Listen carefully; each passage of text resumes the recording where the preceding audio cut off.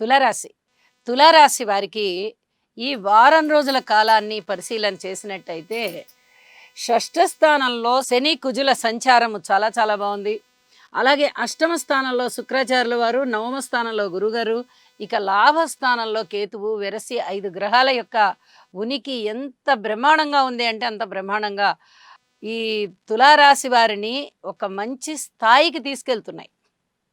ఇది మనం చాలా వారాలుగా చెప్పుకుంటూ ఉన్నాము. అద్భుతమైన గ్రహాల స్థితి. ఎందువల్ల అంటే దీర్ఘకాల సంచారం చేసేటటువంటి గ్రహాలు ఎక్కువ కాలం ఒక రాశిలో ఉంటాయి కాబట్టి శని గారి యొక్క స్థితి సంచారము 6వ స్థానంలో చాలా అద్భుతంగా యోగిస్తూ ఉన్నది.